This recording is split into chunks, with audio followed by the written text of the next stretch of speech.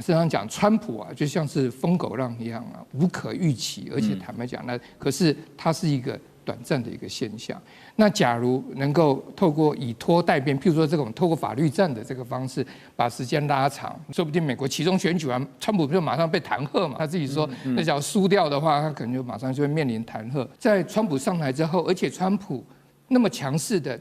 我们看他从去年的这个国家安全战略报告，甚至于到现在的刚公布的国防战略、军事有关美国战争部，他都不断的在提巴拿马。那所以其实川普这样，他甚至于就是说，他搞不好就是会说，哎，你这个违反当初我们要美国要交给他，甚至于军事占领都有可能的，因为他完全不在乎其他国家的看法。好，回到节目这一趴的重点还是在中南美洲哈，我们来看的是巴拿马最近有一个事情啊，最高法院在1月29号他们判决。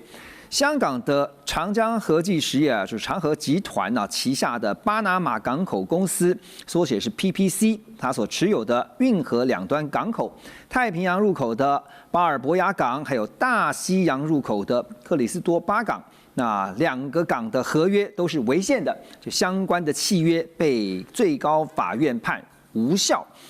PPC 呢，从1997年开始啊，就经营这两个港口啊，这两个港口其实是非常重要，有非常大的转运量。那合约呢，在2021年的时候呢，是延期，再往后延25年。这次最高法院的判决呢，是宣布延期25年，这个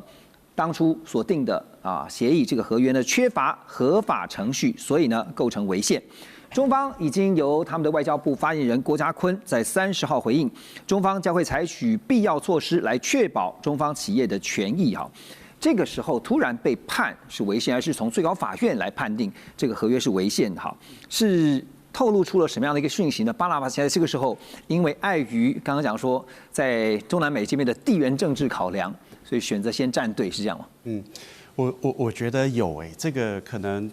跟川普的影响是有关系的。怎么说呢？1997年当时的这个长江和记实业，这个是李嘉诚的公司嘛。那97年的香港其实是一个自由开放的地方，就是虽然回归了但是它并没有被认为是中国的一个分支部分。那个时候，我相信全世界对香港的经营应该没有感到太不放心。那他当时签了25年，25年就是到2021年的年底。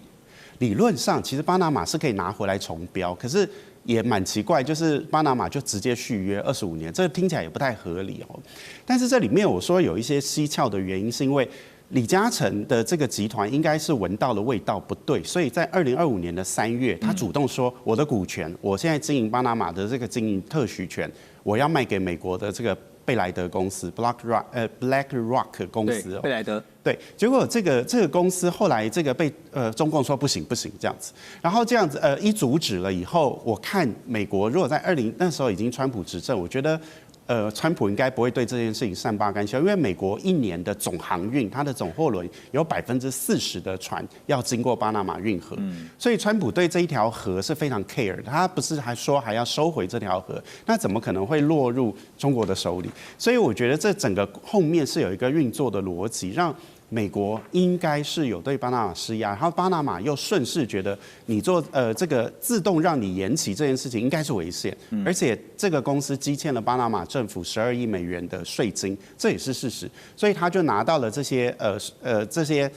把柄之后，他就把这个经营权给收回来，而且妙的是，他目前给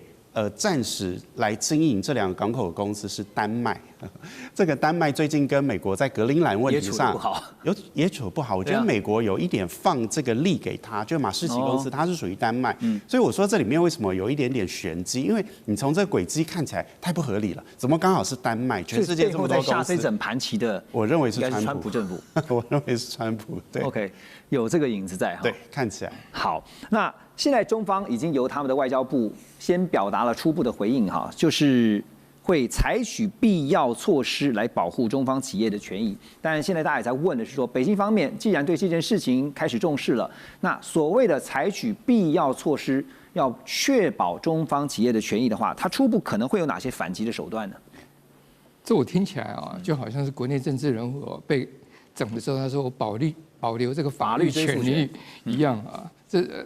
这当然这讲的话是空话了，我个人觉得是空话。那有没有什么实质手段？所以是说，讲是空话，可是当然他一定会有具体的这个反制，先表明态度立场。对他先表明就坚决反对。我在中国的一个态度，基本上是先把这个立场先讲出来。当然做法当然绝对是我们可以，他绝对会有很多管齐下。怎么讲？第一个当然是纯粹从希望能够是不是在法律上面，虽然已经被宣布违宪了啊，是不是在所谓纯粹在这个在所谓的这个法律的这个体系，就是巴拿马国内的这个法律体系里面，透过他在这个巴拿马的这个影响力，是不是有没有翻盘的一个机会？那当然，第二个还是一样法律，就是从国际法上面来讲，你可不可以就等于是说你等于是说，透过自己国内片面的这个宣布，然后来推翻所谓的这个原来的这个合约。当然，这实际上面合约的这个内容，我觉得我想这就留待法律上面去谈。不过我就是说，像这一件的这个事情啊，以前都没有宪法的问题，怎么现在川普上来之后就会有宪法的问题嘞？对，所以这就很明显的是什么？这不是所谓的这种所谓纯法律的这个，不是单纯的商业，或者是说在法律上的争议。所以这根本是非常清楚的，这不是。所以这时候当然就是你只要是所谓依法来讲的话，这就有空间，不管是先从这个巴拿马的国内，以及在国际法，它可以从法律上面可以双管齐下。当然，第二个也是透过所谓的这个政治的这个影响力，影响这个巴拿马的这些国内的这个政治人物发挥。不是有那个，我记得不是之前他把那个什么牌楼倒了，把它拆掉，然后又中共抗议之后，马上就再盖起来了嘛，对不对？所以我觉得就是说，第二个当然就是透过中国在巴拿马的这个影响力啊，在国内政治的这个影响力，然后希望看看是不是能透过政治的力量啊有所翻盘。那当然第三个就是什么，以拖代变啊。我经常讲，川普啊，就像是疯狗浪一样啊，无可预期，而且坦白讲，可是它是一个短暂的一个现象。那假如能够透过以拖代变，譬如说这种透过法律战的这个方式，把时间拉长，拉到说不定美国期中选举完，川普不就马上被弹劾嘛？不是他自己说，那假如输掉的话，他可能就马上就会面临弹劾。那即使不是在今年，那在所谓的川普在剩下的这个3年的这个任期，反正就是打法律战，把这个所谓的用时间来换取空间，然后用这种拉长的这个时间，我相信啊，美国的就是川普的，即使是共和党，即使是凡是上来了，我想也不至于是说会像川普这样子，这种完全是我说完全不可预期，而且是完全不在乎这个这国际法以及国内法，你看他想要宣布紧急状况，他就宣布紧急状况。这就是我想问老师的，就是像这种单纯，比如说是商业或者是说合约，这个契约都已经明定好啊，甚至包括说我们到期了，然后往后再延25年，它单纯的可能只是一个商业上，当然现在不可能这么的单纯，它已经有了政治力，而且是国际政治力的介入哈，这是合理的吗？是，这当然。没有什么合理不合理啊，这就是很摆明的，就是很现实，就是这样子。那所以我是说，其实法律上面法律你本来就是可以从正面跟反面，甚至于就是说有所谓的这个法律的漏洞，还有你本身的这个延长的这个期限。更何况当初这个我记得是卡特总统任内的时候，把巴拿马运河交还，就是交还给巴拿马，这有一些条件在里面。是理解。所以在这些条件的这个状况之下，那当然我就讲，在川普上台之后，而且川普那么强势的，我们看他从去年的这个国家安全战略报告，甚至于到现在的刚公布的上礼拜就是前一阵刚公布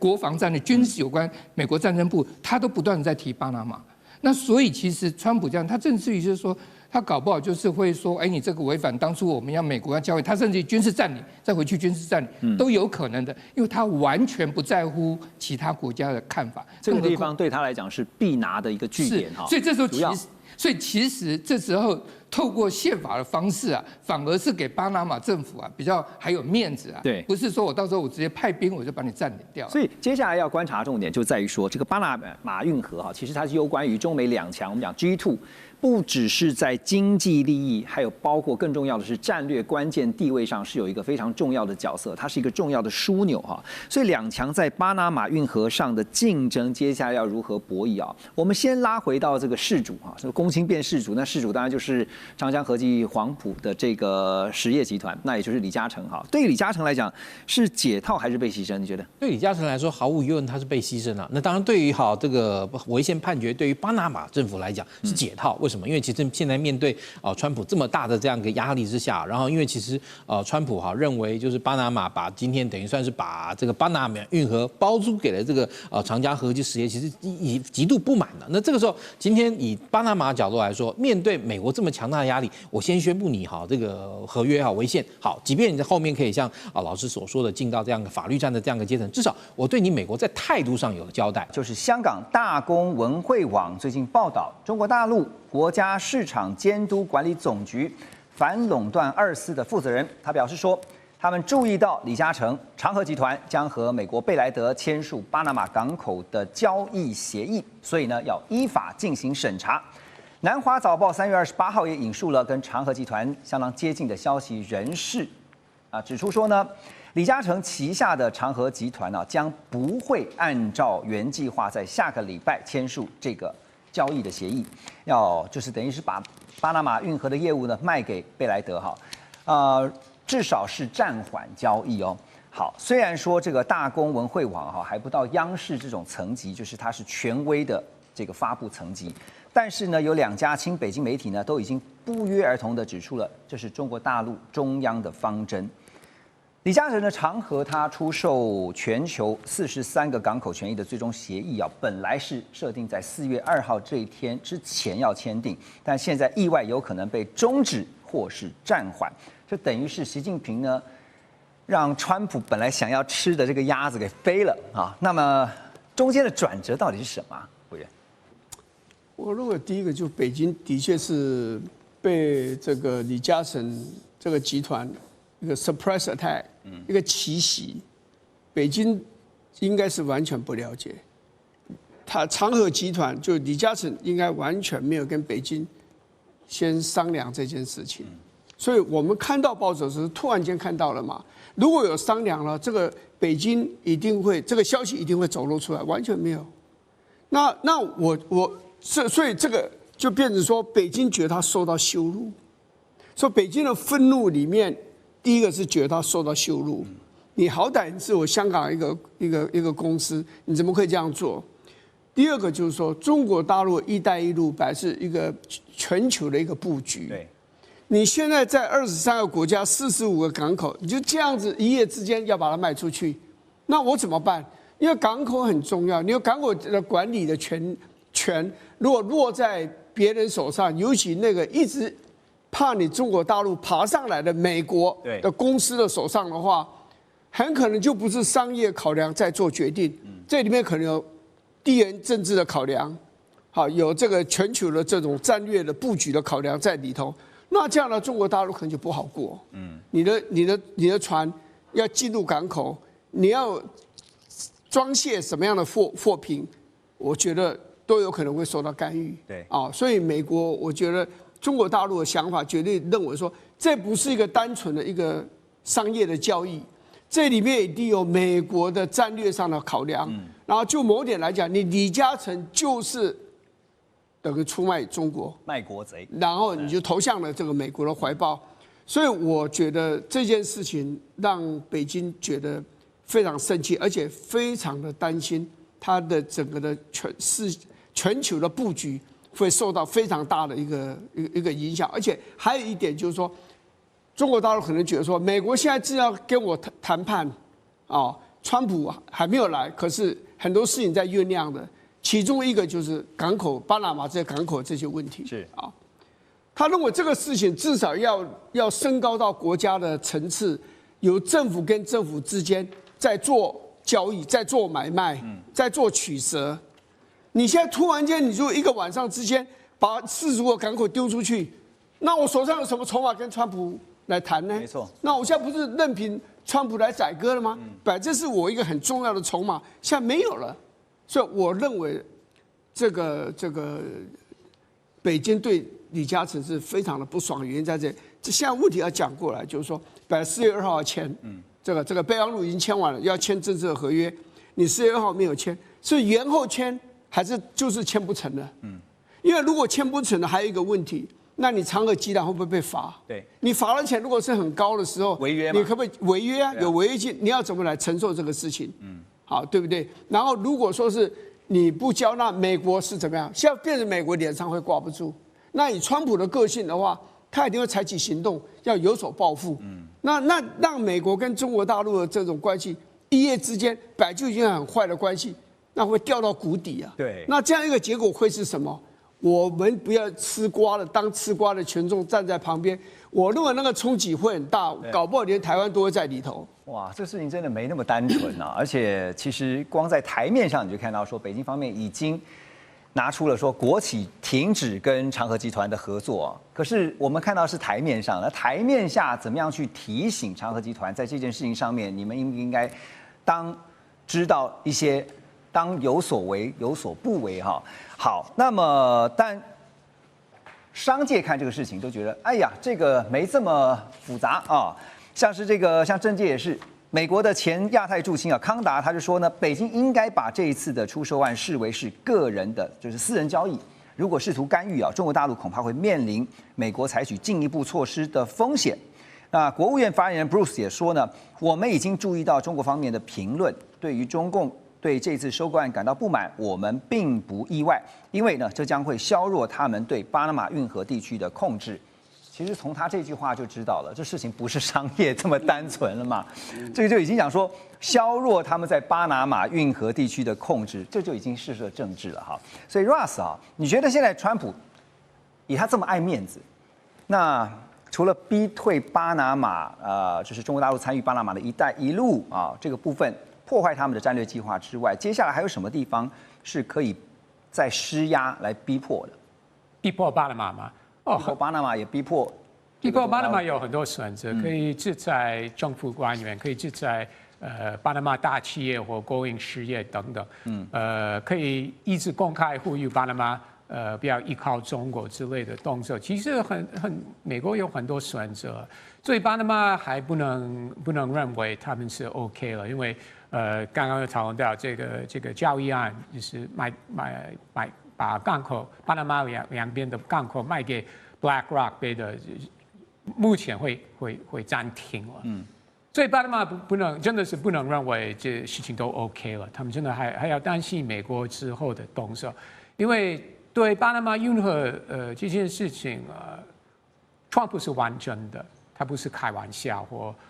讲空话。他真的认为这个运河是在中国控制之下。虽然我们都知道，第一不是中国政府、中央政府直接控制巴拿马运河，我们都知道是香港公司长和他们是经营两边的港口而已啊。但是在川普的眼光里面，这个就等同中国在控管巴拿马运河。所以除非长和真的撤资的话，川普政府就不会放弃这件事情。这个长河真的是吹皱了一池春水啊！他们本来以为他们有找到一个出口，但是后来没想到是中国中央政府说 no。这夹在中美两强中间，怎么可能会有单纯的呢？你一定要先思考非常多的层面。所以你也看到了中国大陆国家主席习近平呢，28号哈，那当然，他有一个很重要的会面，就看到在北京呢。会见了40多家大型跨国企业的高层啊，其中呢有4家是来自于美国，15家来自欧洲，5家是来自亚洲，那1家是来自南美。这当中看到有包括 FedEx 啊，美国联邦快递，还有英国的制药大厂就是阿斯特捷利康，另外就是沙地的这个阿美石油，还有渣打银行、德国宾士啊、日本日立啊这些大型的跨国企业。那么，习近平在会中也表示说呢，仅向所有参与跟支持中国发展的外国企业表达衷心的感谢。当然，也希望呢外资企业采取务实行动，不要盲从各种干扰全球产业供应链安全稳定的行为。他特别强调说，外商企业呢贡献了中国进出口总额的1/3，工业增加值的1/4，税收的1/7，创造了3000多万个就业的机会哈。北京现在是不是也创造出一种就说需要你，但是呢我同时也在防范你的这样一个政治氛围？怎么看，姜老师？还有就是，当然习近平会这样说啊，当然也是告诉美国，就是不是只有你有棒子跟胡萝卜吧？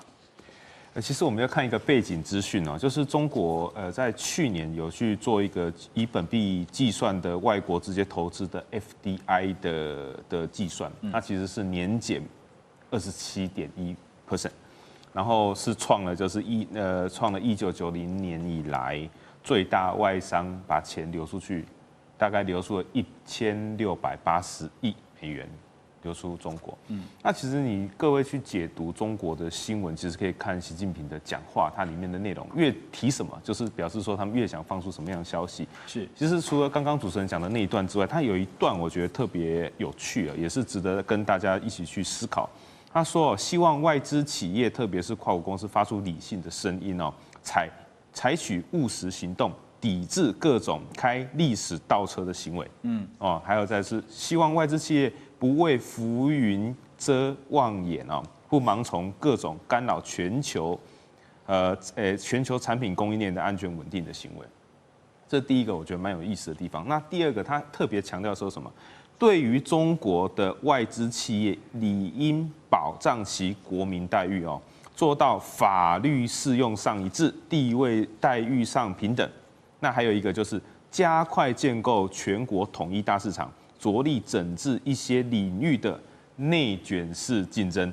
所以我觉得他就是在某种程度上放消息给外资说啊，我知道我们哪里有问题了，那请大家快快归队，我们有一个很大的市场，统一的市场，对，那希望大家能够回到中国的怀抱。香港首富李嘉诚，他旗下的长江和记实业，3月5号宣布呢，以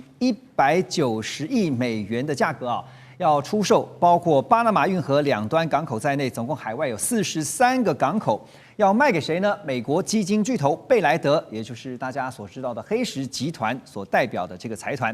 大公报就对此呢怒批李嘉诚，说李嘉诚背叛中国人。而大公报21号再度的刊登文章，奉劝李嘉诚的关系企业还有个人悬崖勒马，停止交割。另外，大公报也强烈的指控说，这桩买卖看似是普通的商业行为，但必须以复杂的大国博弈背景来考量。贝莱德是全球最大资产管理公司之一，它背后呢跟美国政府甚至是川普是密切的联系的。因为呢，只要取得巴拿马运河两大港口，美国就能够进一步巩固全球航运网络的控制权，压制其他国家的发展。《华尔街日报》也特别就针对这个事情在日前有特别一个报道，说这打乱了习近平的计划。因为呢，习近平团队原本是计划把巴拿马的港口问题作为未来跟川普政府来谈判的筹码，所以呢，也就丢了一个问题，就是让大家去思考。好，现在这个交易已经谈了，也签了，但是呢，这个交易的日期预计最晚在4月2号要完成。可是交易能够撤回吗？这是我的第一个问题，想请教王老师。另外，刚刚特别提到说，习近平的计划被打乱了，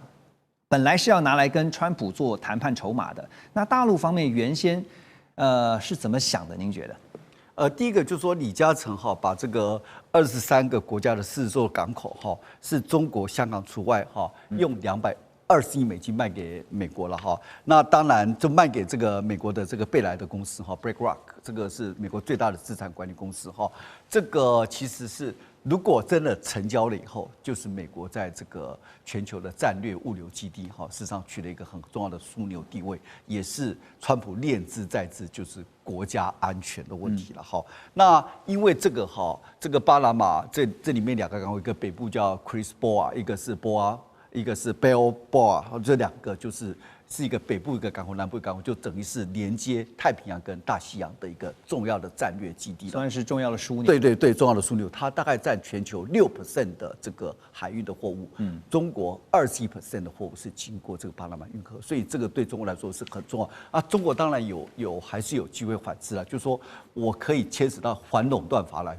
来堵住这个李嘉诚。第二个是我可以透过这个，比如说在中国一些监管来讲这个 BlackRock 在中国的一些相关的利益，同时呢，利用透过“一带一路”来寻求新的港口。那李嘉诚其实也是很难为，因为我今天我在欧洲、在美国有庞大的市场，那我怎么去对付美国这个国家机器，这是一个很大的问题。就是说，他可能也是不得已哈。第二个是，其实我们再次看到李嘉诚真的很厉害，在地缘政治下总能精准的掌握他的一些动向。那中国也不是没有反制了，就是说前面几个看看让他可不可以有效的做一些稍微降低他的一些影响力，因为这次中国真的没有直接介入，因为不像是过去的那个 TikTok 哈，或者是这个华为，对，因为它这是境外的商业利益，不是直接就是一样，所以他透过一些报纸、大公报来做反制。但是因为这是境外的商业利益，他也很难直接插手。不过他刚刚我们讲反垄断、监管、一带一路，还是有他的工具在了。不过川普就是告诉你，这个就是在大国博弈的时候，川普是厉害的角色，狠角色。为什么？他都是先喊先赢，做无本交易。你看，说格陵兰岛，他先喊。就两派人就开始不同，他就反而是支持川普得到好处啊，这个也是他先喊先赢，所以告诉你，川普是政治的狠角色，他在大国博弈里面先喊先赢，做无本生意。对，但是有一个看法是说，当这个交易公诸于世之后呢，大家想说，哎，那他们就会把 TikTok 跟这次的场合这个卖巴拿马的港口来做比较，说。TikTok 都能够挡得住这个美国，尤其是川普这边的压力，为什么你长和集团、你李嘉诚挡不住呢？那难道只是因为你觉得为难，夹在这个地缘政治的情况之下，你不得不做的决定呢 ？BBC 分析说，北京在处理像是我们刚刚提到字节跳动、TikTok 呢，还有华为的孟晚舟事件的时候呢，都是不仅直接表态，而且呢下场透过就是甚至是直接通过各种手段来介入，比如说在 TikTok 的禁令之中呢。出台规定禁止出售核心算法，另外在孟晚舟被拘押之后呢，更是拘留了2个加拿大人作为谈判的筹码。不过这次很奇怪的是，在长和卖港口的这个事情没有直接的介入，也没有直接的发生，而是透过刚刚讲说大公报来批评这个李嘉诚。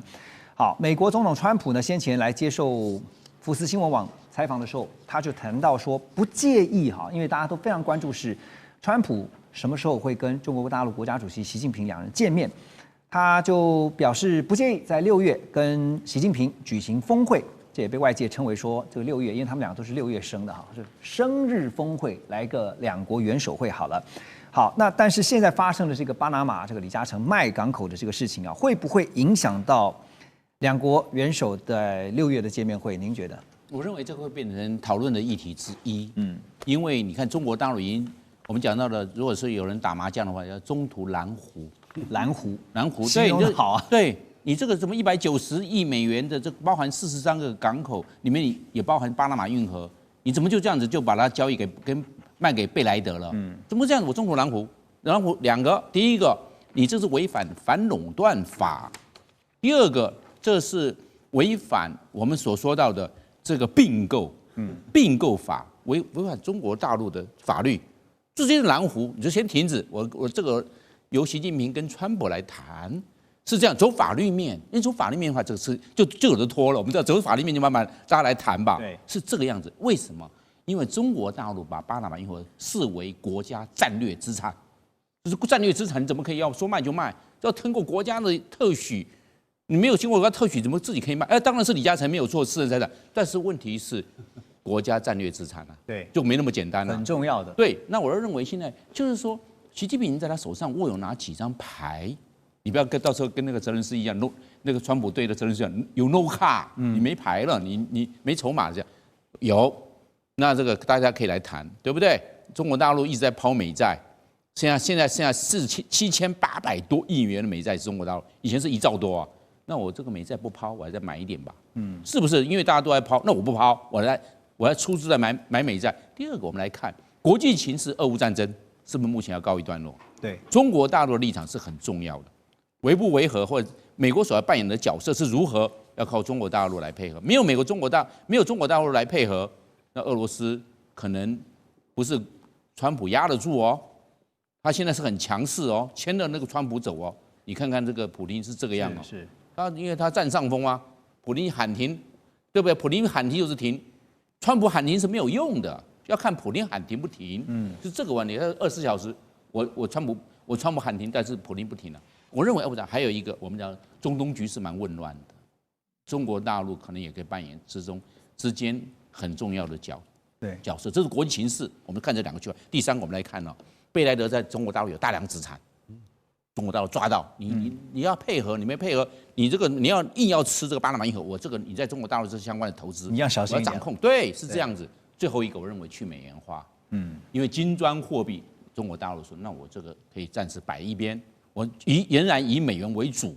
这是中国大陆它手上还是有些这些筹码，它可以说灵活的运用，所以它是能够跟川普来谈的。而且刚刚将军讲到有一点是在俄乌方面的部分。美国现在发现，在谈的时候，不管对乌克兰也好，对俄罗斯也好，好像卡住了哈，有一点被拖住了，对，好像不是那么好谈呢。川普自己也承认呢，确实啊，对他来讲是一个挑战嘛啊。那当然，这个拉回到刚刚提到说，那这个巴拿马运河，李嘉诚把它卖了，这个港口的部分，会不会变成就是川普拿来跟中国大陆习近平谈的一个筹码之一？彭博也报道说，大陆官方已经开始调查李嘉诚旗下的长江和记实业。在此之前呢，大陆也依据相关法规合法终止过包括多项这个违反反垄断法规的国际并购案啊，像是新思科技呢收购涉及这个航天仿真软件以及5G啊，收购这个 Ansys， 还有包括呢英伟达就是 NVIDIA 啊收购麦洛斯啊，还有呢美国印材。对于日本国际电气株式会社达到3.5亿美元的收购案呢，其实之前就已经透过法规就是阻止过了。但这次呢，这个港口的买卖，我们刚刚特别提到了，这好像是川普跟习近平之间的外交角力啊。那现在呢，大家都在拿牌啊，川普现在手上有牌，习近平手上像刚刚将军讲的，也不是没牌，我也有的是牌。可是现在川普就说，那我现在又拿回了一个巴拿马的牌，我要来跟你谈，怎么看？我想这个应该会持续下去，这个很像我们看的就是在抢地盘那一种感觉了。但这抢地盘并不是用军力去抢地盘。过去来讲的话，可能我的军力比你强，你的军力比我少，用就是一个情况。现在的话变成是用经济，可是一般我们讲叫做并购这个概念，一般我们用词不会把它拆开来看，就是 M&A 啊。并的话就是把两个合并在一起，就好像你要去组一个家庭，一个男生一个女生，或是一个男生一个男生，他们喜欢，然后就并，这个才叫并。购的话就是说，反正我不管要不要，我就是有钱比你多，我就是要把你买过来。所以现在川普的一个做法跟大陆的做法大概是这一个情况，就是我不管你喜不喜欢我，反正我就是要把你买过来。那这个买过来的话，我们又会看到现在大陆它一个做法是防卫型的，因为你对我来讲是一个敌对的购买。因为我不想卖给你，可是你不卖给我不行，那至少用防卫一个情况的。将来的话，如果说有一些比较友好的话，不过这个友好的一个并购看起来并不是很多，因为他们最主要就是抢地板不就是不再用所谓军事，透过这样的话去在世界上重要的，而且我们再看一下它那个航道，从过去到现在航道还是很重要的，对，也就是巴拿马这个航道或是哪一个航道，从400多年前、100多年前到现在。巴拿马跟情况是没有变的，但是现在只是用并购，而是用购不用并去买。NBC 在3月13号就报道说，为了要实现川普收回巴拿马运河控制权的目标，白宫方面已经指示了美国南方司令部制定扩大巴拿马驻军方案。而在此之前呢，巴拿马已经25年都没有美军的驻防了。那么除了重启驻军之外呢？川普也不排除美军以武力来夺取巴拿马运河，但是不是要动武是取决于巴拿马军方的同意合作的态度而定。如果同意合作，那当然好谈；不同意，那可能就换另外一个方式。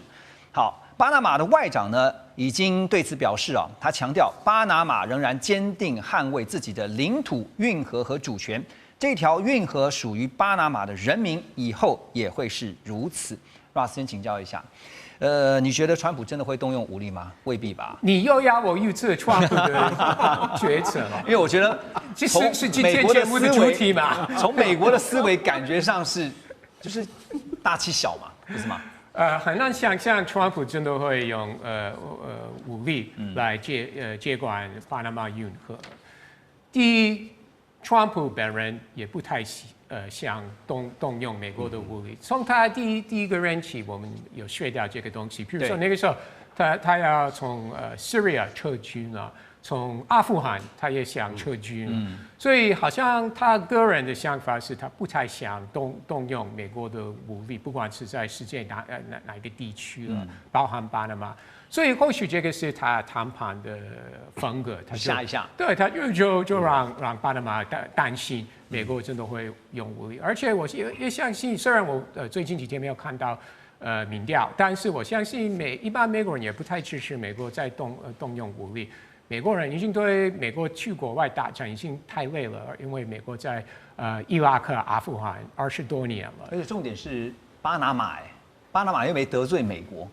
但是不能排除有一些事件会让美国人很不满意，或让川普总统不满意。举一个例子，比如说，如果在美国大使馆外有示威者，在美国驻巴拿马大使馆外有示威者攻击大使馆，那或许川普会认为我们该动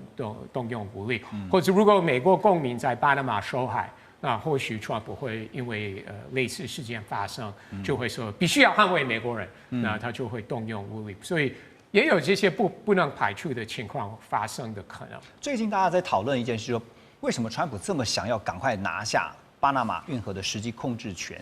这个跟川普要接管格陵兰是一样的想法，他觉得是利于美国国家安全，而且他认为。运河他一直说，巴拿马运河是在中国的控制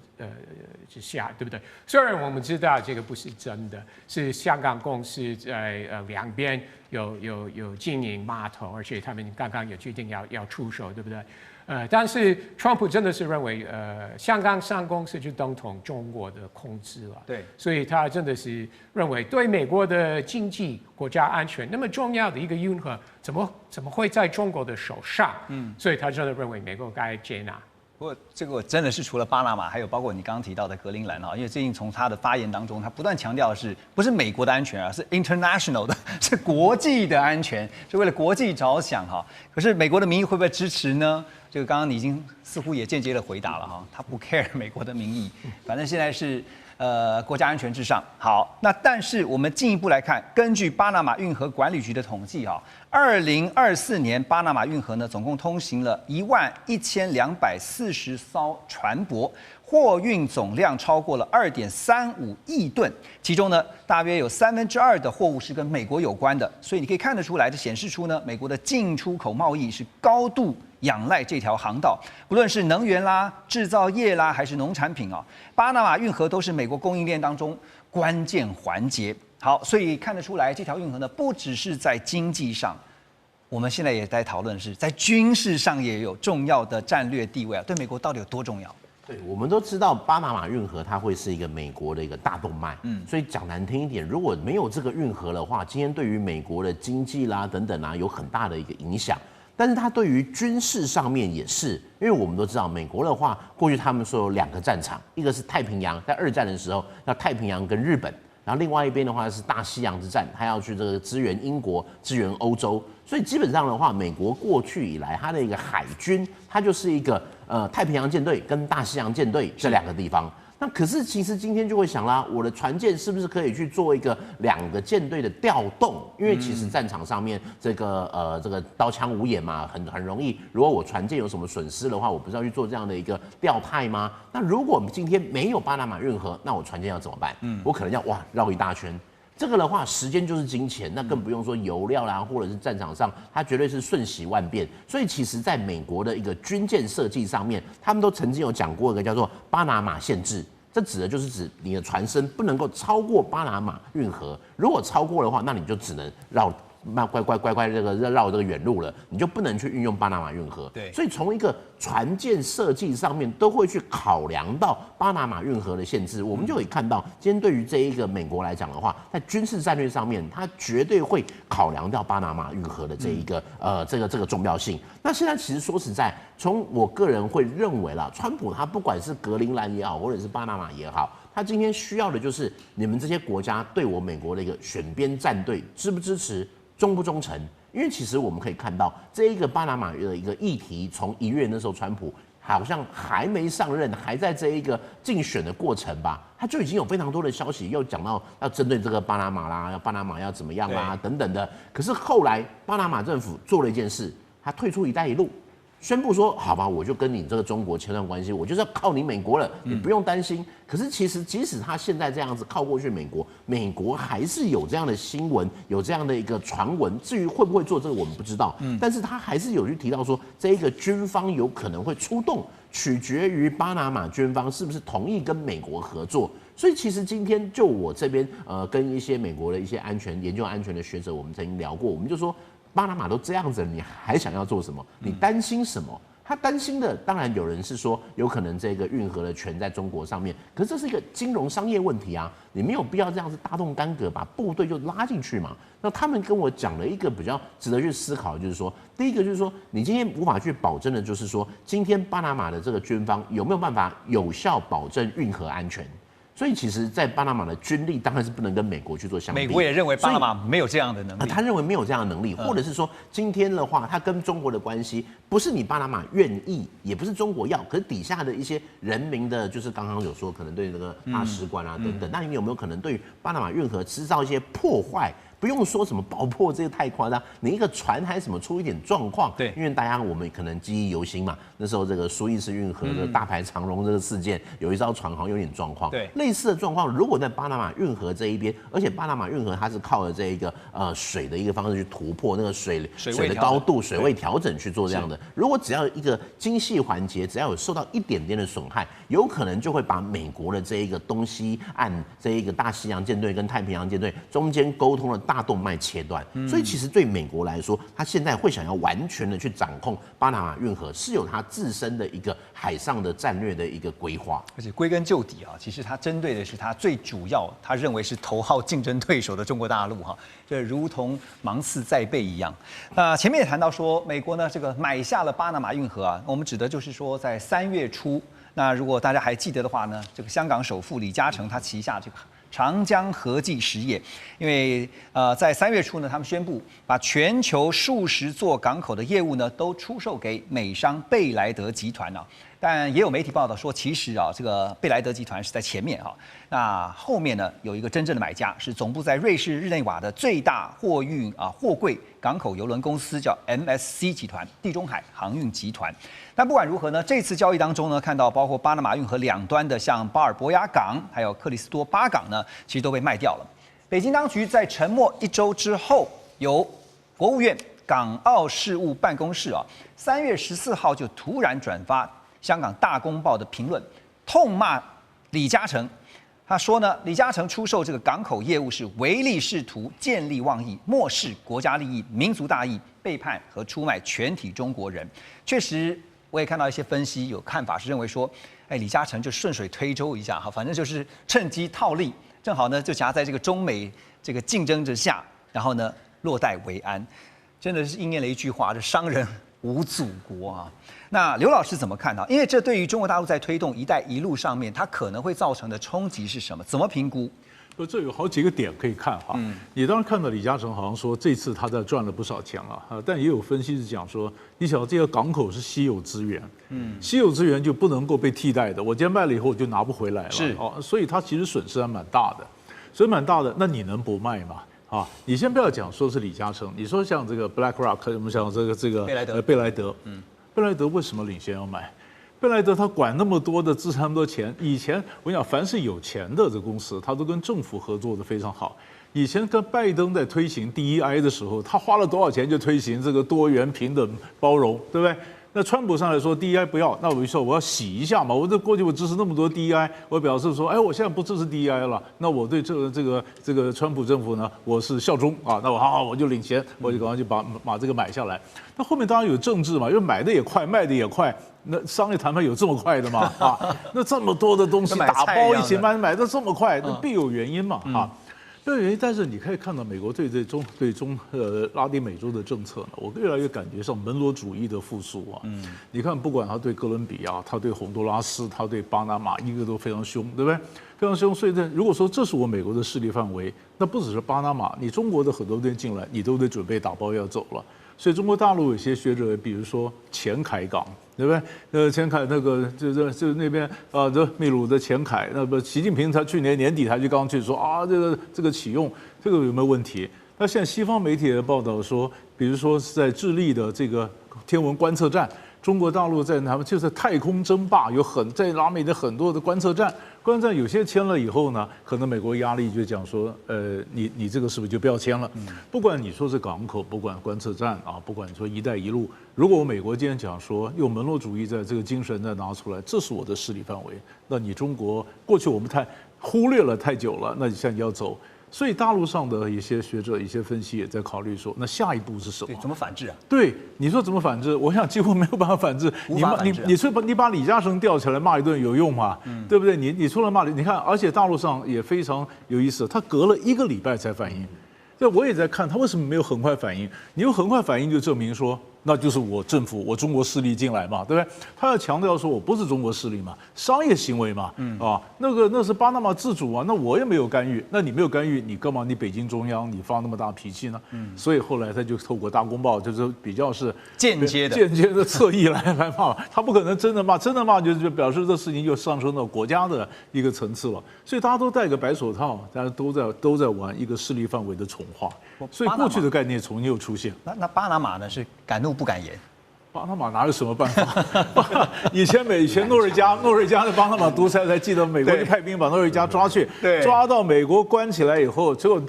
但是他有 guts， 他说我不穿囚服，我穿军服。他说我不是囚犯，我是战犯，但是你还是被关起来啊。对，美国说进去，抓走就抓走了。川普有一个行为模式，也就是先放狠话，然后呢，最后有可能是雷声大雨点小。放话的目的呢，当然就是逼得他的对手要采取行动啊。而每一次川普的口头威胁呢，背后都有他的目的跟动机，并不像我们表面上看到的这么单纯。像对格陵兰、对加拿大啊、对巴拿马，甚至呢是这个手法都是如出一辙。可是你也看到，偏偏就是有效果。我们就拿巴拿马来说啊，在川普扬言说要拿回巴拿马的运河控制权之后，也看到巴拿马总统穆里诺在2月6号，他正式宣布退出“一带一路”的计划，就是不再续约了，而且也表示说已经告知了北京。中方则由外交部发言人林健回应表示，北京对巴拿马的决定深表遗憾，并且敦促巴拿马排除外来干扰。林健呢也对美国透过施压胁迫的手段来抹黑破坏“一带一路”合作的行为表示坚决的反对。看似美方在外交上好像是拿下了第一胜，但是恐怕这个结论还言之过早哈。现在看到川普用胁迫的方式让这个巴拿马呢主动宣布要退出“一带一路”，感觉上如果这个尝到甜头之后，会不会如法炮制这种模式，逼着更多的国家也退出“一带一路”？那大使怎么看？我想当然这个是外交互相挖墙脚嘛。美国现在除了这个巴拿马运河以外，其实美国一向认为中国大陆的力量进入中美洲，也是就是美国的后门啊。它国内一直多有维持，因为这边跟美国的地理环境啊，就是说地缘政治关系非常密切。那中国大陆在这个地方啊，除了跟巴拿马，这些都是过去跟我们的邦交国啊。那过去一段时间大概都外交转向，都跟中国大陆建交哈。那所以大陆在这个美国的后门，事实上已经建立了桥头堡。当然没有什么军事的目的，可是看起来就是说这个关系发展都很快。是。那当然中国大陆现在跟这个发展中国家最重要一个联系架构就是“一带一路”的这个架构。那他希望他这些发展中国家都能够加入“一带一路”。那“一带一路”对中国大陆来讲的话，应该是就是说，应该是中国大陆参与世界的一个模式，也是中国大陆用庞大的基建能力跟过剩的基建的产能啊，跟第三世界的需求来结合。那甚至在资金上面，中国大陆比如说这个这些亚投行啊，还有就是新开发银行啊，都是除了有这些合作项目以外，另外还有融资的能力，提供融资，提供融资。所以这个模式事实上是非常成功，也很成功的将中国大陆的力量带到世界各个角落，都有很多合作的项目。所以我觉得就是说，巴拿马事实上的话，美国是希望它跟中国大陆的关系能够全部切断吧。我想，所以巴拿马事实上的话，它宣布它要退出"一带一路"。我想在这个中美洲地方的话，可能会有国家会跟进。那这边当然是美国在施压啦。我巴拿马会这样做，我也觉得就是说一点都不令人意外。因为巴拿马这个国家在上个世纪的时候，他们的总统被美国的陆战队直接进巴拿马，把他抓起来，叫 Noriega， 直接抓起来送到美国的监狱关到他死为止啊。巴拿马人也没抗议啊。对，所以这个国家可能就是说，他对于美国的这种不讲理的蛮横的压力他基本上他是逆来顺受惯了。对，而且我觉得目前为止的话，他能够保住巴拿马运河要付什么代价，而且是别人的代价，我想他应该是不会有什么抗拒的。就目前执政的这个巴拿马总统来讲，他是比较亲美的那可是很难保是说他在未来下台以后接续他执政的到底是立场是亲中还是亲美？不过我们看到，在川普逼使巴拿马退出"一带一路"的同时，也看到这2天呢，他在华府和日本首相石破茂进行了元首会。那最近呢，日本真的也成为了中美两强在外交角力上的这个角力场根据法国广播公司的报道呢，像他看到这个自民党的干事长森山裕，还有公民党的干事长西田实人2个人呢，最近分别就以密使的身份，带着石破茂的亲笔信函到中国去访问，也带回了习近平给石破茂的亲笔回信。而这个信中呢，有提到说，希望不久之后举行中日的首脑会谈。好，那当然，这个石破茂先见川普，接下来应该就是要尽快的来就是见这个习近平夹在中美两强之间有办法两面讨好吗？蔡老师？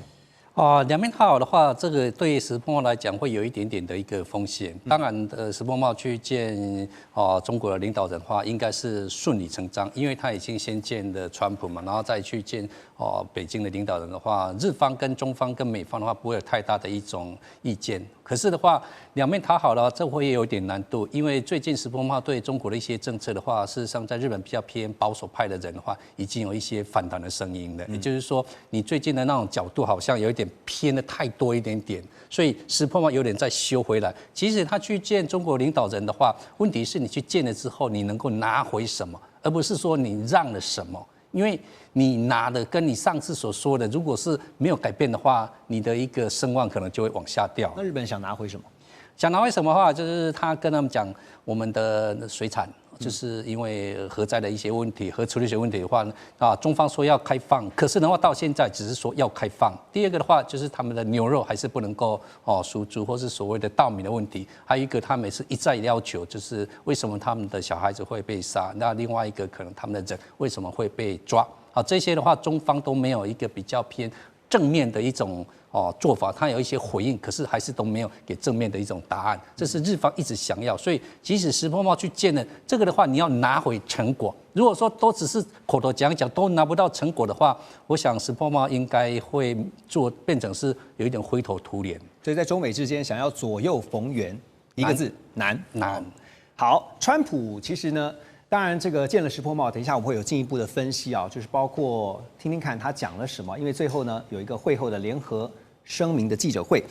那对内呢，也看到川普正在大刀阔斧的在做整顿因为根据《华尔街日报》的报道说，由马斯克主导的这个政府效率部呢，正在大幅度的削减政府部门的人力跟支出，而且还向自愿离职的员工提出了这个买断方案。什么是买断方案？就是2月6号以前主动请辞的联邦雇员呢，将会享有8个月左右的薪资补偿。相关雇员的薪酬跟福利呢，也会持续到今年的9月30号。而到2月5号下午的统计呢，已经至少有4万名的联邦雇员接受这个买断计划，主动辞职。路透的报道更多他说有6万人。但不管是4万人或者是6万人呢，其中有2万人是 CIA 中情局的雇员。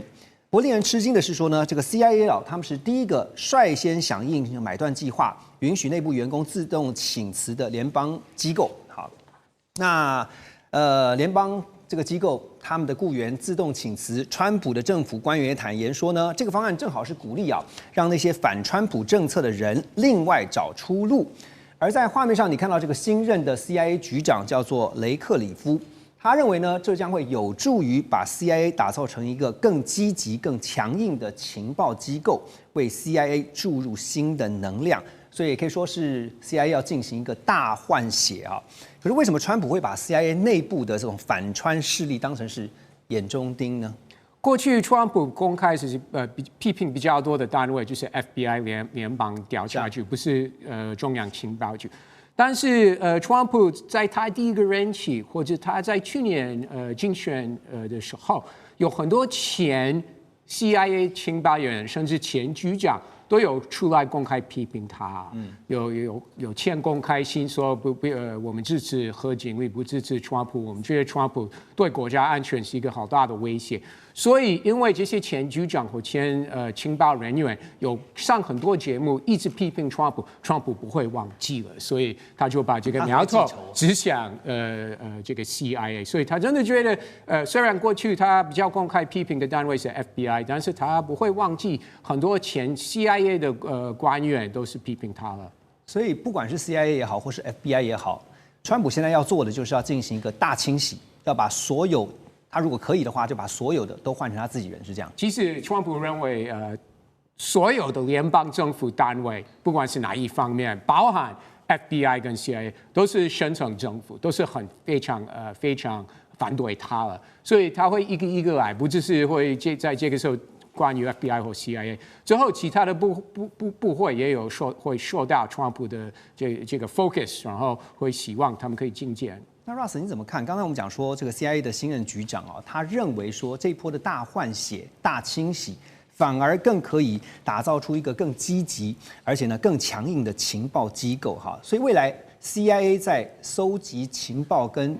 比如说进行这个间谍行动的话，你觉得他们的焦点会出现什么样的调整？他一定要配合川普的想法，对不对？虽然他是新来的这个局长，但是川普总统说或 Elon Musk 说 CIA。要减掉很多官员，那当然这个新任局长必须要配合，对不对？他必须要说这是一个非常好的方向了，他没办法，对不对？他刚上任，他不能批评